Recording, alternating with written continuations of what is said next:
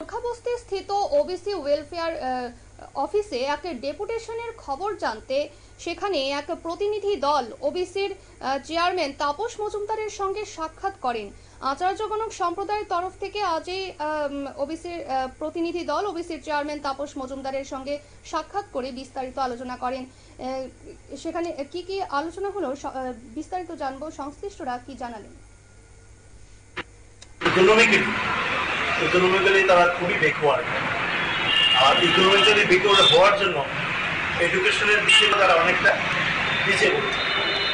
কয়েকজন সমাজে হয়তো উপরে উঠছে, কিন্তু ম্যাক্সিমাম অন্তত 95 থেকে 98% due to economic condition, poor economic condition, তারা ভালো করে পড়াশোনা করতে পারছে না, হায়ার লেভেলে স্টাডি করতে পারছে না, যার ফলে তারা সব দিক থেকে একটু বঞ্চিত হচ্ছে।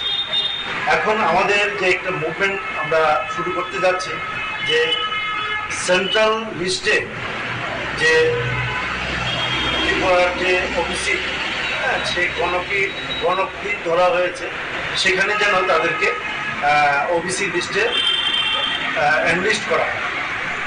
এনলিস্ট করলে হলো কি, আমরা একটা ফেসিলিটি পাবো। সে ফেসিলিটিটা গভর্নমেন্ট ফেসিলিটি যখন পাবো, তখন আমাদের যে কমিউনিটির লোকেরা যারা আছে, যারা একদম পোর থেকেও পোর, গরিবের একদম চূড়ান্ত, তারা এমন একটা অবস্থায় তারা ডেইলি যে তাদের রোজগার, এটাই তাদের বন্ধ হয়ে যাচ্ছে। আর আগে যারা পূজা পালি বা গণক ছিল, এখন সেটার মধ্যে সীমাবদ্ধ নেই। এখন বিভিন্ন কমিউনিটির লোক এখন পূজা পালি করে, গণকের কাজ করে, যা বলে আচার্যদের মেইন যে ওয়ার্কটা ছিল আজ থেকে 10 বছর 15 বছর আগে, গণকের কাজ করা, তারপরে পূজা পালি করা, এই কাজটা হয়ে গেছে কি ডিভাইড হয়ে গেছে। যার ফলে আচার্যদের এই economic condition day by day তোমার নিচের দিকে যাচ্ছে, এবং এই নিচের দিকে যাওয়ার ফলে তাদের সব দিকে তাদের এফেক্ট হচ্ছে। সামাজিকভাবে তারা এফেক্ট হচ্ছে, তাদের পড়াশোনার ক্ষেত্রে এফেক্ট হচ্ছে, সব দিকে। তো আমাদের মুভমেন্টটা মোটামুটি এই জন্যই যে আমরা যদি সেন্ট্রাল লিস্টের মধ্যে আমাদের এই আচার্য গণকে যদি আমরা এনলিস্ট করতে পারি, আমাদের দাবি চলছে। আমরা অলরেডি ওবিসি কমিশনের কাছে আমরা প্রেয়ার করেছি, ওনারা পাঠিয়েছেন দিল্লিতে। আমরা আরও বিভিন্ন সোর্সে আমরা চেষ্টা করছি। যদি এটা হয়, তাহলে আমাদের আচার্য কমিউনিটির যারা, গণ কমিউনিটির আচার্য কমিউনিটির যারা, সবাই যাতে এই আপলিফমেন্টটা হয়, এটাই আমাদের একটা প্রচেষ্টা। আগামী দিনে আমাদের এই যে প্রচেষ্টা, এটা আমরা চালিয়ে যাব, যাতে যতক্ষণ না আমরা আমাদের এটা অর্জন করতে পারছি।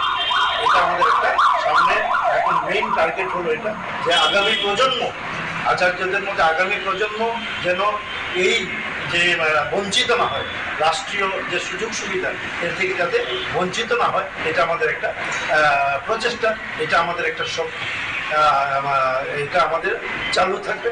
আমরা যত আপনারা শুনলেন সংশ্লিষ্টরা কি জানালেন। আজকের আচার্যগণ সম্প্রদায়ের তরফ থেকে আজকের তাপস মজুমদারের সাক্ষাৎ করে তারা বিভিন্ন দাবি দাওয়া তুলে ধরলেন, সেই সাথে যারা আগামী প্রজন্ম যারা বঞ্চিত রয়েছেন সেই বিষয়েও কিন্তু উল্লেখ আলোচনায় রাখেন। সংবাদ আপাতত এই পর্যন্তই। পরবর্তী খবরের জন্য চোখ রাখুন নিউজ ভ্যানগার্ডের পর্দায়। নমস্কার।